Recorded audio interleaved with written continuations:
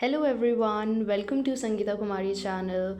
Today we'll be studying chapter number 1, that is real number, from NCERT class 10th mathematics. So this is the first chapter of your class 10th mathematics.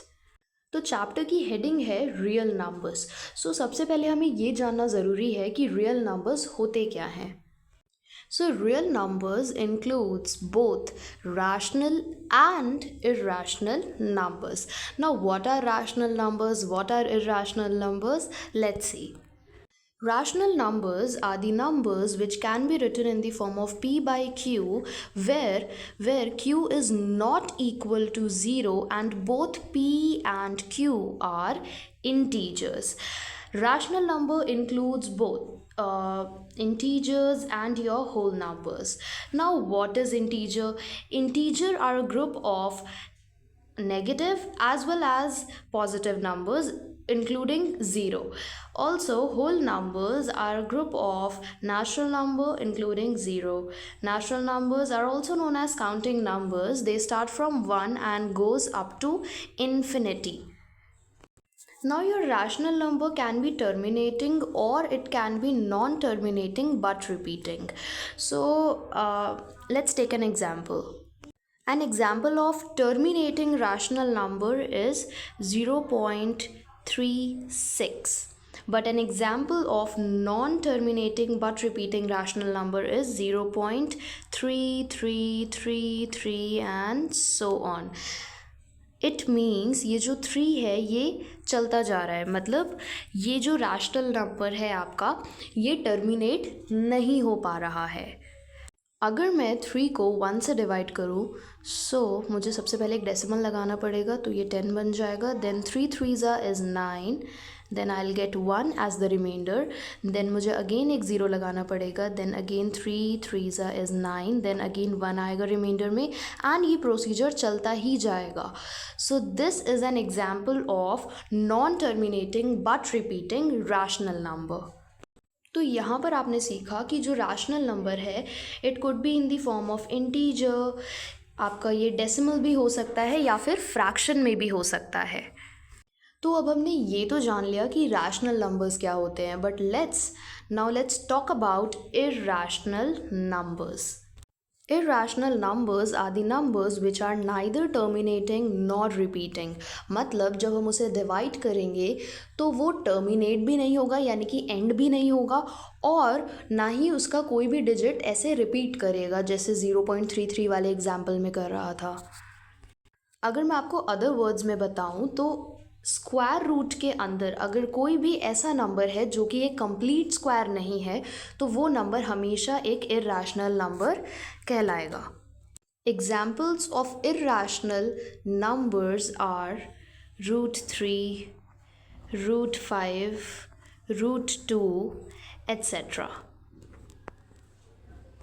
तो अब real number के अंदर natural number, whole number, integers, rational number, irrational number, ये सारे ही numbers आते हैं.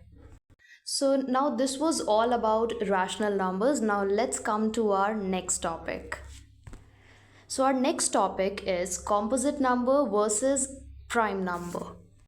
So a number which is greater than 1 but is not a prime number is known as your composite number. Example of composite numbers are example of composite numbers are 4, 9, 27, etc. Now what are prime numbers?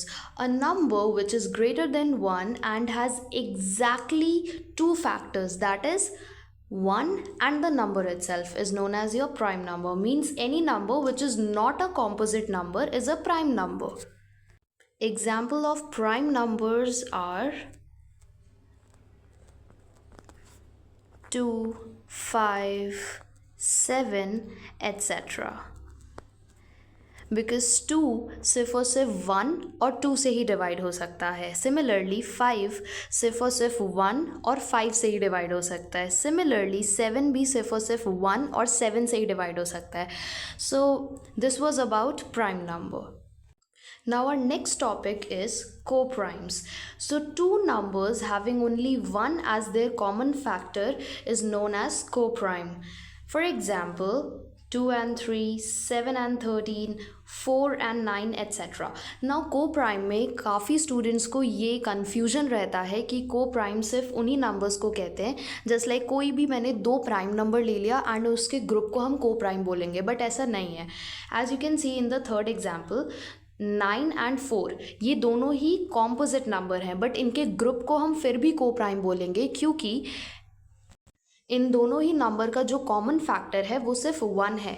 यानी कि 9 and 4 ये दोनों number सिर्फ 1 की ही table में आते हैं, बाकी ऐसा कोई भी टेबल नहीं है जिसमें 9 और 4 दोनों ही नंबर्स आते हो. नाउ अब इतना सीख के हमें ये भी जानने को मिला कि 1 और 0 ये दोनों ही नंबर ऐसे हैं जो कि ना ही तो प्राइम नंबर है और ना ही कॉम्पोजिट नंबर है. इससे रिलेटेड आपका असर्शन रीज़न में भी क्वेश्चन बनकर आ सकता है, तो आपको इस चीज़ को ध्यान रखना होगा. Now let's come to our next topic which is prime factorisation. Now prime factorisation, इसके नाम से ही हमें पता चलता है कि it is somewhere related to prime numbers. अगर हम डेफिनेशन की बात करें तो factorising a number, generally a composite number, using prime numbers only is known as prime factorisation. यानी कि अगर मैं किसी भी कॉम्पोजिट नंबर को फैक्टराइज करती हूँ सिर्फ और सिर्फ प्राइम नंबर का यूज़ करते हुए, तो उसे हम प्राइम फैक्टराइजेशन बोलेंगे. जस्ट लाइक मैंने यहाँ एग्जाम्पल भी दे रखा है 1000 का. सो अगर आप 1000 को प्राइम फैक्टराइज करोगे, so you will get 2 to the power 3 into 5 to the power 3. Prime factorisation हमने छोटी क्लासेस में भी पढ़ा है, बट क्योंकि ये 10th की भी बुक में है तो इस वजह से हमें इसे रिवाइज करना ज़रूरी हो जाता है. Now the next topic from this chapter after prime factorisation is LCM versus HCF. So LCM is also known as lowest common multiple, whereas HCF is known as highest common factor. Now generally हम छोटी classes में LCM और HCF कुछ इस type से निकालते थे. एक बॉक्स बनाते थे, देन जिस भी नंबर का हमें LCM एंड HCF निकालना है हम उन नंबर्स को लिख दिया करते थे और फिर उस नंबर को हम कुछ इस तरीके से प्राइम नंबर से डिवाइड कर दिया करते थे और यहाँ पे जो भी नंबर आया करते थे उसको हम मल्टीप्लाई कर देते थे और फिर हमारा LCM निकल जाता था. बट अब क्योंकि हमारे पास क्वेश्चन सिर्फ इस टाइप के नहीं आएंगे 10th में, क्वेश्चन इस टाइप के भी आएंगे. For example a to the power 3b, then you will have like a to the power 2 b to the power 4. ये दोनों नंबर दे देंगे वो आपको और बोलेंगे कि इसका LCM एंड HCF दोनों बताओ. सो ये वाला जो मेथड होता था हमारा पुराना वाला, ये ज़्यादा इफ़ेक्टिव नहीं है इस टाइप के क्वेश्चंस को करने के लिए. सो I think this method is more effective. So now let's study and understand कि इस मेथड से हम कैसे LCM एंड HCF को निकालते हैं. सो यहाँ पे मैंने एग्जाम्पल के लिए भी 12 एंड 16 को ही ले रखा है. यहाँ पे मैंने पहले प्राइम फैक्टराइजेशन किया 12 का भी एंड 16 का भी. देन जितने भी डिफरेंट नंबर्स थे, फॉर एग्जांपल यहाँ पे मुझे 2 मिला, देन मुझे 3 मिला एंड मुझे 1 मिला. सो मैंने एंड जो 16 था उसमें भी मुझे 2 मिला, 2 मिला, 2 मिला एंड 1 मिला, बट 3 नहीं मिला. सो जितने भी डिफरेंट नंबर मुझे इसमें मिले विच इज़ 2 एंड 3 एंड 1, उसको मैंने एक एक बार लिख लिया. उसके बाद अगर मुझे LCM निकालना है तो इन डिफरेंट नंबर्स के जो भी मैक्सिमम पावर है मुझे उसको लिखना होगा. फॉर एग्जांपल मैंने यहाँ पे लिखा भी है 2 to the power 4 and 3 to the power 1, क्योंकि 3 सिर्फ एक बार ही आया था, वो 12 को प्राइम फैक्टराइज करते वक्त आया था, that is over here. And 2 4 times आया है in 16, as we can see 1 2 3 and 4 times आया है. सो इसका LCM हो जाएगा 48, because 2 to the power 4 into 3 to the power 1 is 48. So इस टाइप से हम इसका LCM निकाल सकते हैं. Now let's learn how we can find HCF from the same method. तो HCF निकालने के लिए भी पहले आपको इसे प्राइम फैक्टराइज करना पड़ेगा कुछ इस तरीके से, एंड उसके बाद आपको नंबर्स के पेयर बनाने पड़ेंगे. फॉर एग्जांपल यहाँ पे 2 का एक पेयर बन रहा है, देन अगेन 2 का एक पेयर बन रहा है, एंड मुझे यहाँ पे 1 का भी एक पेयर बनता हुआ दिख रहा है. बट यहाँ पे इस वाले 3 और इन दोनों 2 का कोई भी पेयरिंग नहीं हो रहा, तो मैं इसे ऐसे ही छोड़ दूंगी.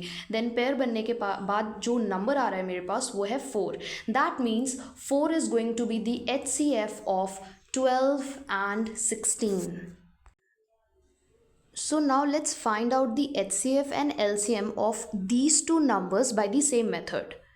तो अब मैंने इन दोनों ही नंबर्स को इस तरीके से स्प्लिट करके लिख दिया है. नाउ अब हम कॉमन लेंगे फॉर HCF, राइट. सो मुझे यहाँ पे एक ये A का पेयर कॉमन दिख रहा है, then again a pair of A, then a pair of B, and that's it. So इसका जो HCF आ रहा है वो आ रहा है B into A, which means A to the power 2 and B to the power 1 is the HCF of these two numbers. Now इनका LCM निकालने के लिए हमें सिर्फ इसकी हाईएस्ट पावर को लिखने की ज़रूरत है. For example just like A की यहाँ पे हाईएस्ट पावर 3 है एंड B की हाईएस्ट पावर 4 है.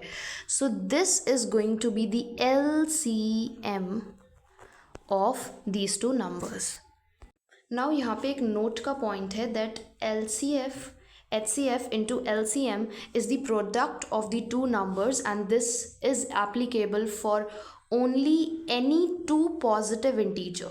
So now यहाँ पे ये बात नोट करने की ज़रूरत है कि सिर्फ किसी भी 2 पॉजिटिव इंटीजर के लिए ये चीज़ एप्लीकेबल होती है कि उनका जो भी HCF आ रहा है और जो भी LCM आ रहा है, जब आप उसका प्रोडक्ट कर देंगे यानी कि उसको इनटू कर देंगे तो वो किस चीज़ के इक्वल आएगा, उन दोनों नंबर्स के प्रोडक्ट के इक्वल आएगा. फॉर एग्जाम्पल जैसे कि अभी हमने देखा कि 12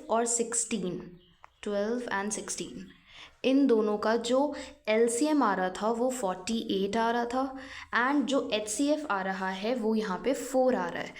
तो जब मैं इन दोनों को इंटू करूँगी तो ये किसके इक्वल आएगा, 12 और 16 के प्रोडक्ट के इक्वल आएगा. Now our next topic is fundamental theorem of arithmetic, which you can also called as prime factorization in short. Because इसकी जो थ्योरम है, थ्योरम 1.1, वो ये कहती है कि every composite number can be expressed or factorized as a product of primes, and this prime factorization is unique apart from the order in which the prime factor occurs. Now इस theorem को अब मैं आपको explain करूँगी. इसका मतलब ये है कि अगर मैं कोई सा भी कॉम्पोजिट नंबर लूँ, for example let's take 18. Okay, so 18 को अब मैं प्राइम नंबर्स के प्रोडक्ट की फॉर्म में भी लिख सकती हूँ, जैसे कि 3 into 3 into 2 is 18. अब ये जो इसके फैक्टर्स आए हैं ये हर एक कॉम्पोजिट नंबर के यूनिक होंगे apart from the order in which these prime factors occurs. For example अगर मैं कुछ दूसरा कॉम्पोजिट नंबर लेती हूँ, फॉर एग्जाम्पल मैं ले लेती हूँ this time let's take 8. Okay, so 8 can be written as 2 into 2 into 2. सो 2 तो इसमें भी आया और 2 इसमें भी आया, बट ये जो इसके फैक्टर्स आए हैं ये दोनों ही फैक्टर्स अपने आप में यूनिक हैं, बिकॉज 2 into 2 into 2 करके मुझे हर बार 8 ही मिलेगा. सिमिलरली 3 into 3 into 2 करके भी मुझे हर बार 18 ही मिलेगा.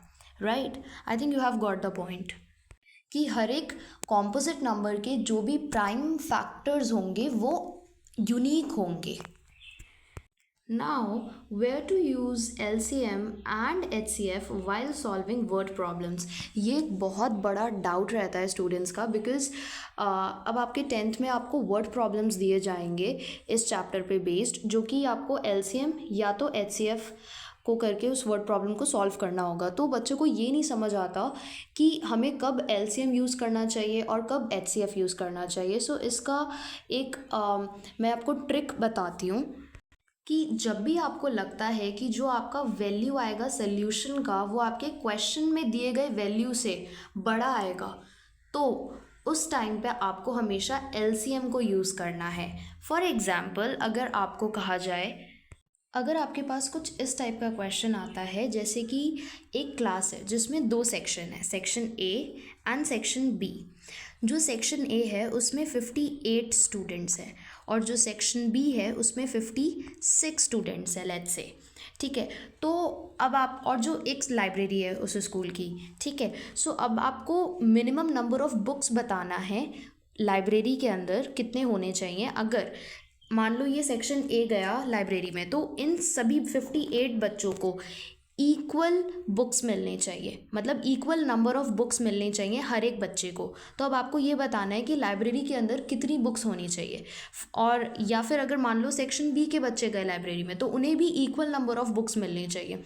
तो इस टाइप के जब आपके पास क्वेश्चन आते हैं, तो ऑब्वियसली जो लाइब्रेरी में बुक होगा वो 58 या 56 से ज़्यादा ही होगा कुछ भी, राइट। सो इसको देख कर ही पता चल रहा है कि यहाँ पे आपको एलसीएम यूज़ करना है। ये मैंने आपको एग्जाम्पल के लिए बताया है।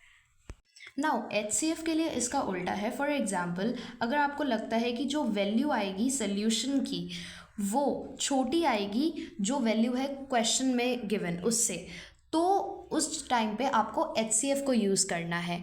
इसका एक एग्जांपल ले लेते हैं। फॉर एग्ज़ाम्पल, अगर आपके पास एक क्वेश्चन आता है जैसे कि आपको एक वायर की लेंथ बतानी है जो कि किसी 7 मीटर के ऑब्जेक्ट को भी मेजर कर पाए, 3 मीटर के ऑब्जेक्ट को भी मेजर कर पाए, एंड फॉर एग्ज़ाम्पल 8 मीटर ले लेते हैं, 8 मीटर के ऑब्जेक्ट को भी मेजर कर पाए। तो एक ऐसी वायर की लेंथ बतानी है आपको जो 7 मीटर, 3 मीटर एंड 8 मीटर, इन सारे ही लेंथ की ऑब्जेक्ट्स को मेजर कर पाए। तो अगर आपको उस वायर की लेंथ बतानी है, तो ऑब्वियसली उस वायर की जो भी लेंथ आएगी वो इन सारी ही वैल्यूज़ के प्रोडक्ट से या तो छोटी आएगी या तो उसके बराबर ही आएगी। तो इस टाइप का जब भी आपके पास कोई क्वेश्चन आ जाए, तो उस टाइम आपको HCF का यूज़ करना है, right. So this was about where to use LCM and where to use HCF while solving the word problems. Now the next topic of this chapter is theorem 1.2. This theorem says, let P be a prime number. If P divides A square, then P will also divide A, where A is a positive integer. ये theorem basically आपको जब भी irrational numbers को proof करना होता है उस time पे काम आएगी, जो मैं अभी आपको आगे पढ़ाऊंगी। बट ये थ्योरम समझना बहुत ज़रूरी है। इसमें बोल रहे हैं कि let P be a prime number. अगर P एक नंबर है जो कि प्राइम है, okay, P is a prime number. अगर P A के स्क्वायर को डिवाइड करता है, A के स्क्वायर को डिवाइड करता है, तो P A को भी फिर डिवाइड करेगा अगर A एक पॉजिटिव इंटीजर है। तो एग्जाम्पल के लिए मैं कोई सा भी प्राइम नंबर ले लेती हूँ। सो लेट्स सपोज P 5 है, okay. So 5 is a prime number. और A के लिए मैं फॉर एग्ज़ाम्पल A को मैं यहाँ पे ले लेती हूँ, let's take it as 25। So A का स्क्वायर हो जाएगा 625, बिकॉज 25 का स्क्वायर 625 होता है। तो अगर ये P यानी ये 5 625 को डिवाइड करेगा, तो ये जो 5 है ये 25 को भी डिवाइड करेगा, क्योंकि 25 का स्क्वायर 625 होता है, राइट। सो अगर 5 625 को डिवाइड करेगा, तो इसका मतलब ये है कि 5 25 को भी डिवाइड करेगा। क्यों? क्योंकि यहाँ पे जो 25 है यानी कि जो A है वो क्या है, एक पॉजिटिव इंटीजर है, जो कि हम सब जानते हैं कि 25 is a positive integer. Now यहाँ पे एक नोट का पॉइंट लिखा हुआ है, क्योंकि इस पे बेस्ड क्वेश्चंस आते हैं इस चैप्टर से। For any natural number to the power n, that is n to the power n, to end with 0, its prime factorization must contain 2 and 5 both in it. इसका मतलब ये है कि अगर कोई भी नेचुरल नंबर है, नेचुरल नंबर मतलब 1 से लेकर के इन्फिनिटी तक, जो अभी हमने पढ़ा भी था, राइट, 1 से लेकर के इन्फिनिटी तक कोई सा भी अगर नंबर है और उसकी पावर एक n करके कुछ भी पावर दे दी गई है, okay. So for example let's take an example, right, example से अच्छा समझ आता है। So now let's take 6 to the power 2, that is 36, we all know, right, 6 6 is 36। Now जब मैं इसका प्राइम फैक्टराइजेशन करूँगी, किसका, 36 का, सो 3 1 2 3 4 2 2 2 एंड 1, राइट, 1 आएगा यहाँ पे, 1। सो इसके जो प्राइम फैक्टर्स आ रहे हैं वो आ रहे हैं 3 to the power 2 into 2 to the power 2 into 1, right. So इसमें 2 तो है बट इसमें 5 नहीं है इसके प्राइम फैक्टर्स में, which means this number, which number, 6 to the power 2, it can not and with the digit 0। क्यों? क्योंकि यहाँ पे साफ साफ लिखा है कि अगर कोई भी ऐसा नंबर है अगर वो 0 से एंड होगा तो उसके प्राइम फैक्टराइजेशन में 2 and 5 दोनों ही नंबर इंक्लूड होंगे। और अभी हमने देखा कि 36 का जब हमने प्राइम फैक्टराइजेशन करा तो इसमें 2 तो है बट 5 नहीं है, तो इन दी एब्सेंस ऑफ 5 ये 0 से एंड तो नहीं हो सकता। तो एक क्वेश्चन आता है इस टाइप से कि कोई भी बड़ा सा नंबर दे देंगे वो आपको और वो पूछेंगे कि क्या ये नेचुरल नंबर 0 से एंड होगा या नहीं होगा। तो इसके लिए आपको यही करना है कि आपको बेसिकली उस नेचुरल नंबर का, अभी तो मैंने यहाँ पे 36 का निकाला because 36 is not a very big number, but अगर आप पे लाइक कोई भी डिफ़िकल्ट क्वेश्चन आ जाए, for example 732 to the power 6, तो इसके लिए आप ये नहीं करोगे कि 732 की पहले इंटू कर दिया उसको 6 टाइम्स देन उसका हमने प्राइम फैक्टराइजेशन करा, ये नहीं करोगे। आपको डायरेक्टली इसका प्राइम फैक्टराइजेशन करना है एंड देखना है कि क्या उसमें 2 और 5 दोनों आ रहा है। अगर आ रहा है तो इट विल एंड विद 0 और अगर नहीं आ रहा तो it will not and with 0। Now the next topic from this chapter is a very important one, how to prove irrational numbers, how to prove irrational numbers, and believe me इससे एक question board exam में भी आता ही आता है, like 100% आता है। सो सबसे पहले ये जानना बहुत इंपॉर्टेंट है कि किस टाइप के क्वेश्चंस आ सकते हैं इर्रेशनल नंबर को प्रूव करने वाले। तो फॉर्म ऑफ क्वेश्चंस भी मैंने यहाँ आपके लिए लिख दिया है, लाइक इस टाइप से भी आ सकते हैं कि x प्लस फिर अंडर रूट में आपको कोई सा भी प्राइम नंबर दे देंगे वो, राइट, मैंने यहाँ पे लिखा भी हुआ है x प्लस अंडर रूट में कोई सा भी प्राइम नंबर दे देंगे। देन ऐसा भी आ सकता है कि x plus y under root में प्राइम नंबर, या फिर सिर्फ और सिर्फ अंडर रूट में prime number. So these are the major और we can say general 3 form of questions जो आते हैं एग्जाम में इर्रेशनल नंबर को प्रूव करने वाले, जहाँ पे ये जो x और y मैंने लिया ये कांस्टेंट है। फॉर एग्जांपल इस टाइप से आ गया x फॉर एग्जांपल 2 मैंने मान लिया, तो 2 प्लस अंडर रूट में फॉर एग्जांपल 5, तो 2 प्लस अंडर रूट 5, ये आपको प्रूव करना होगा कि this is an irrational number. Now मैंने यहाँ पे एग्जाम्पल क्वेश्चन भी ले लिया है, let root 2 to be rational, because आपको यहाँ पे बोला गया है prove that under root 2 is irrational. तो इसका फर्स्ट स्टेप जो होता है सोल्यूशन का वो ये होता है कि आपको लेट करना पड़ेगा कि अंडर रूट 2 जो है वो एक रैशनल नंबर है। So this implies under root 2 is equals to a by b, where a and b are coprimes and b is not equal to 0। यानी कि आपने रूट 2 को एक a बाई b ऐसे नंबर के इक्वल रख दिया जहाँ पे a और b दोनों ही को प्राइम्स हैं, यानी कि वो सिर्फ और सिर्फ 1 की टेबल में आते हैं और उनका कोई सा भी कॉमन फैक्टर नहीं है और b 0 के इक्वल नहीं है, राइट। फिर हमने क्या करा, इसको यहाँ पे मल्टीप्लाई कर दिया, सो ये हो जाएगा under root 2b equals to a। Now squaring both sides, हमने दोनों साइड स्क्वायर कर दिया तो ये आएगा 2b square equals to a square. Then आपको ये लिखना है कि 2 डिवाइड्स a स्क्वायर। क्यों? जैसे देखो यहाँ पे ये आ रहा है 2b square equals to a square. So जब ये 2 इस साइड चला जाएगा तो वो डिवाइड हो जाएगा, राइट, बिकॉज यहाँ पे मल्टीप्लाई हो रहा है तो इधर जाके डिवाइड हो जाएगा, इज इक्वल्स टू के उस साइड जाएगा तो डिवाइड हो जाएगा, right. So a square divided by 2 ऐसे आएगा ये, राइट। सो इसको आप ऐसे नहीं लिखोगे, इसको आप ऐसे लिखोगे कि स्टेटमेंट की फॉर्म में लिखना होता है बेसिकली 2 डिवाइड्स a स्क्वायर। फिर आप लिखोगे दिस एम्प्लाइज का साइन ये होता है, तो दिस एम्प्लाइज 2 डिवाइड्स ए, और ब्रैकेट में आपको रीजन भी लिखना होगा विच इज थ्योरम 1.2, जो कि अभी हमने पढ़ा भी था. Let P be a prime number, if P divides A square then P will also divide A, where A is a positive number, positive integer. Now आपको ये पूरी थ्योरम लिखनी होगी ब्रैकेट में, मतलब मैंने शॉर्ट में यहाँ पे लिख दिया थ्योरम 1.2, बट आपको पूरी थ्योरम की स्टेटमेंट भी लिखनी होगी जो कि अभी मैंने बोली है, right. Now the next step will be 2c is equals to a. अब आप बोलोगे यहाँ पे ये c क्या है, सो आपको ब्रैकेट में मेंशन करना होगा where c is any constant. c यहाँ पे कोई भी कांस्टेंट है. क्यों? क्योंकि देखो जब भी a से 2 डिवाइड हो, जब भी 2 डिवाइड करेगा a को, तो कुछ ना कुछ यहाँ पे आएगा क्वोशंट, राइट. सो उस क्वोशंट को ही अभी के लिए हमने ये मान लिया है कि 2c is equals to a. मतलब बेसिकली जब भी हम डिवाइड करते हैं तो कुछ ना कुछ नंबर आता है यहाँ पे मेन नंबर के साथ, जिसे अभी के लिए हमने c लेट कर लिया, बिकॉज हमें यहाँ पे ये नहीं पता कि a एक्चुअल में है क्या, क्योंकि a भी तो एक कांस्टेंट ही है, तो इस वजह से अभी हमने c को भी एक कांस्टेंट ही मान के चला है. Now the next step would be squaring both side. You have to square both the sides. तो क्या आएगा आपके पास 2c whole square is equals to a square.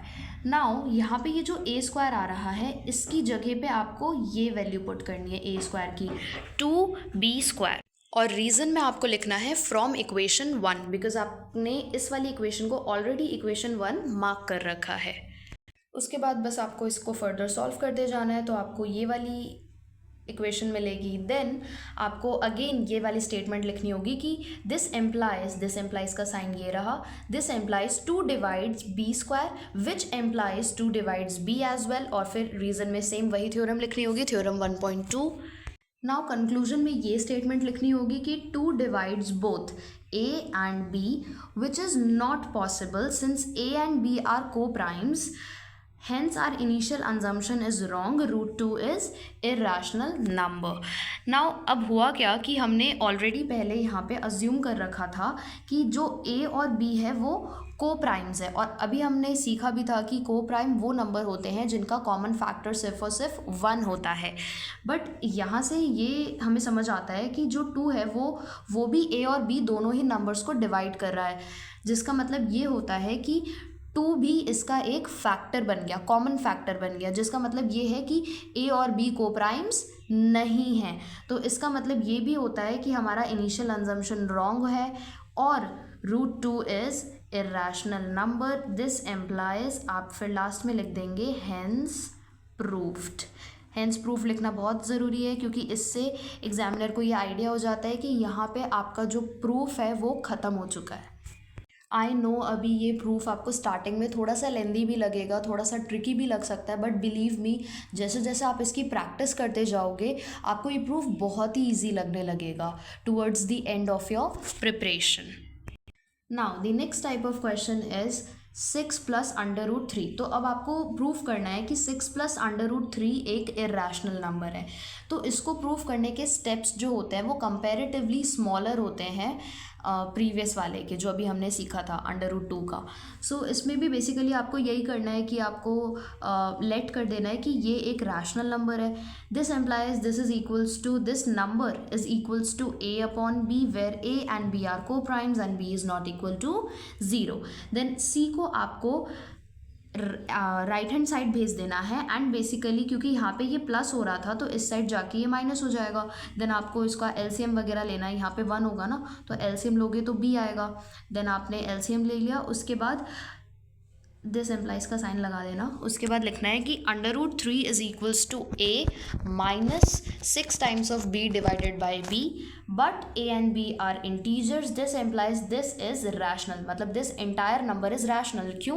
क्योंकि a और b तो इंटीजर्स है, क्योंकि वो को प्राइम है. को प्राइम बेसिकली इंटीजर्स ही होते हैं.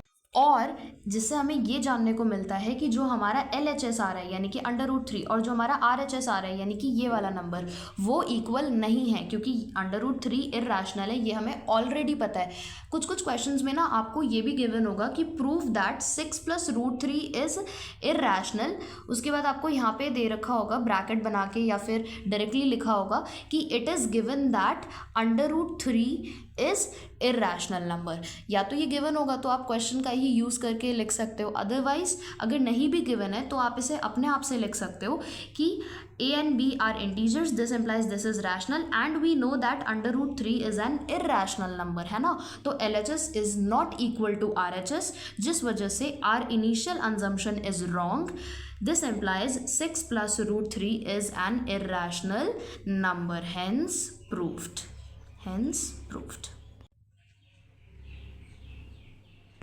Now the next type of question is 3 + 2√5। इसको आपको इरेशनल प्रूफ करना है। नाउ इसके भी स्टेप्स सेम है कि पहले आपको इसको लेट कर लेना है कि ये एक रैशनल नंबर है। This implies this entire number is equals to A/B, where A and B are coprime and B is not equal to 0। Then आपको 3 को दोबारा से राइट हैंड साइड भेज देना है एंड देन आपको इसको फर्दर सॉल्व करना है। उसके बाद 2 यहाँ पे मल्टीप्लाई हो रहा है तो इस साइड जाके डिवाइड हो जाएगा तो डिवाइड कर देना है। देन आपके पास फाइनल इक्वेशन ये वाली आएगी, ये इक्वेशन आपके पास आएगी। देन आपको ये लिखना है कि but A and B are integers, this implies कि ये सारा नंबर आपका क्या है, रैशनल है। Hence our initial assumption is wrong, this number is irrational and hence proved. तो स्टूडेंट्स आपने देखा कि इस वाले पार्ट में और इससे प्रीवियस वाला जो पार्ट था ये वाला, इन दोनों में सिर्फ इतना ही डिफरेंस है कि यहाँ पे आपको बस इसको माइनस में भेज देना है एंड ये वाला नंबर आ जाएगा। बट उसमें आपको यहाँ पे एक और नंबर था जिस वजह से आपको इस वाले नंबर को डिवीजन में भी भेजना पड़ा। Let me show it to you, right. यहाँ पे 2 भी लिखा हुआ था जिस वजह से आपको यहाँ पे डिवाइड में भी भेजना पड़ा। तो एक स्टेप बड़ा है बस, बट ओवरऑल जो स्टेप्स है वो सेम ही है दोनों के। Now the next topic is basics about arithmetic operations on rational and irrational numbers. Here R represents rational number and your IR represents irrational numbers। क्योंकि ये जानना बहुत ज़्यादा ज़रूरी है, कई बार क्वेश्चंस में आपको बहुत ज़्यादा हेल्प मिलती है अगर आपको ये पता हो कि जब भी आप एक रैशनल और एक इररेशनल नंबर को ऐड करोगे तो आपको हमेशा जो भी आंसर मिलेगा वो एक इररेशनल नंबर ही मिलेगा। सिमिलरली जब भी आप एक रैशनल और इररेशनल नंबर को माइनस करोगे, सब्ट्रैक्ट करोगे, तो भी आपको हमेशा एक इररेशनल नंबर ही मिलेगा।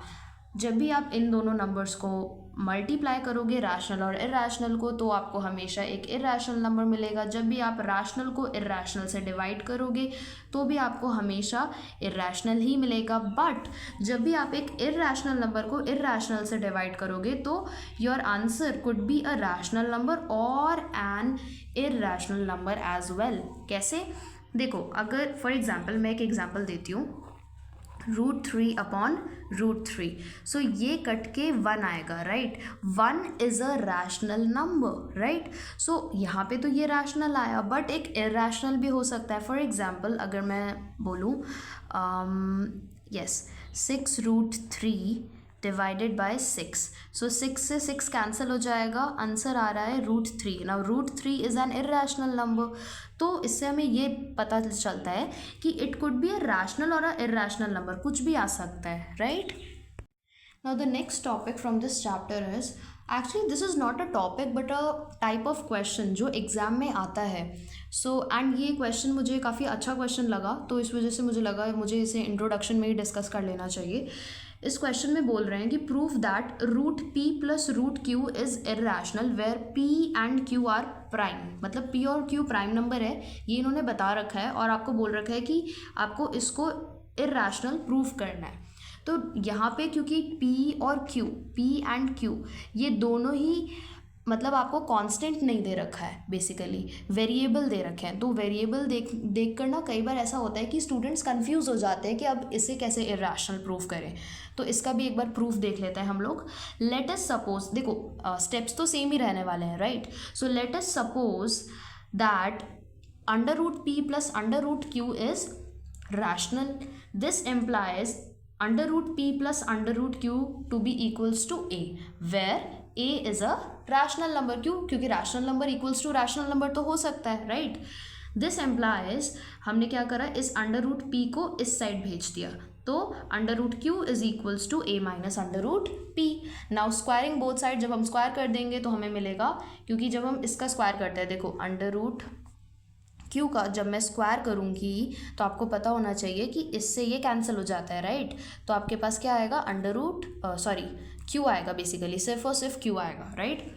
सो Q is equals to A square plus P minus 2 times of A under root P. यहाँ पे मैंने ए माइनस बी का होल स्क्वायर वाली आइडेंटिटी लगाई है, जिससे मैंने यहाँ पे लिख भी दिया है. स्टूडेंट्स ये चीज़ बहुत ज़्यादा इंपॉर्टेंट है कि प्रूफ वाले क्वेश्चंस में आपको रीज़न लिखना बहुत इंपॉर्टेंट है. ब्रैकेट के अंदर जो भी आप स्टेप करते हो आपको रीज़न ज़रूर लिखना है कि ये आया कैसे, ठीक है? अगर सिंपल कैलकुलेशन है तो ज़रूरी नहीं है, बट जैसे यहाँ पे ये है, अगर मैं इसका होल स्क्वायर करूँगी तो यहाँ पे एक आइडेंटिटी लग रही है, तो वो आइडेंटिटी मेंशन करना ज़रूरी है. कई बार ये छोटी छोटी गलतियों की वजह से भी ना नंबर कट जाते हैं एग्ज़ाम में. अब आप अंडर रूट पी को बस इस साइड रखोगे और बाकी ये सारे डिजिट्स को और वी कैन से वेरिएबल को आप इस साइड भेज दोगे, तो आपके पास आएगा under root P is equals to a square plus p minus q upon 2a. Now this contradicts our assumption as the right hand side is a rational number, right? क्योंकि ये सारा तो हमारा क्या है, एक रैशनल है. Whereas under root P is irrational. Under root P irrational है. क्यों है इर्रेशनल? बिकॉज अभी मैंने आपको बताया भी था इंट्रोडक्शन में कि जो अंडर रूट के अंदर अगर मैं कोई सा भी ऐसा नंबर लिख दूँ जो कि एक नॉट अ कंप्लीट स्क्वायर है ना, या फिर एक प्राइम नंबर भी लिख दो, क्योंकि प्राइम नंबर जनरली क्या होता है, नॉट अ कंप्लीट स्क्वायर ही होते हैं, राइट? सो अगर कोई सा ही प्राइम नंबर, फॉर एग्जांपल 7 लिख दिया, 7 इज़ अ प्राइम नंबर, तो ये नंबर जो आपका पूरा बन गया ये एक इर्रेशनल नंबर बन गया, right? So basically whereas under root P is irrational. Under root P irrational है, ये हमें पता कैसे चला? क्यों? क्योंकि क्वेश्चन में ऑलरेडी गिवन है कि पी क्या है, पी और क्यू क्या है, प्राइम्स हैं, और जो प्राइम होता है उसका अंडर रूट हमेशा इर्रेशनल ही होता है. Now hence under root P plus under root Q is irrational. तो ये हमारा प्रूफ हो गया है. एंड लास्ट में आप लिख देंगे hence proved. Hence proved. Now there is a note point given over here. So इस टाइप का मतलब ये क्वेश्चन तो नहीं आता एज सच, बट ये मैं इसलिए आपको सिखा रही हूँ क्योंकि ये जब भी आप कोई क्वेश्चन कर रहे होते हो तो उसके स्टेप्स करते वक्त ये काम आती है. ये पॉइंट ये आपने मे बी 9th में भी सीखा होगा. एक सेकेंड. कि अगर कोई भी नंबर है आपके पास, लेट्स सपोज p, और उसकी पावर दे रखी है m, और आपको उस नंबर को मल्टीप्लाई करना है एक और नंबर के साथ जो कि सेम है, मतलब ये भी p है ये भी p है, बट इसकी जो पावर है वो कोई अलग नंबर है जिसको मैंने अभी के लिए r लेट कर लिया, राइट? तो अब आप ये नहीं करोगे कि आपने पहले इसका निकाला, मतलब जो भी है इसको आपने मल्टीप्लाई करा, p को m टाइम्स मल्टीप्लाई करा और जो भी नंबर आपके पास आया वो लिया, फिर इस p को आपने r टाइम्स मल्टीप्लाई करा, फिर जो नंबर आया वो लिया, और फिर जाके इन दोनों नंबर्स को मल्टीप्लाई करा, बिकॉज इसमें आपका बहुत सारा टाइम वेस्ट हो जाएगा. तो इसके लिए ये एक शॉर्ट ट्रिक काइंड ऑफ आप कह सकते हो इसे, ये है.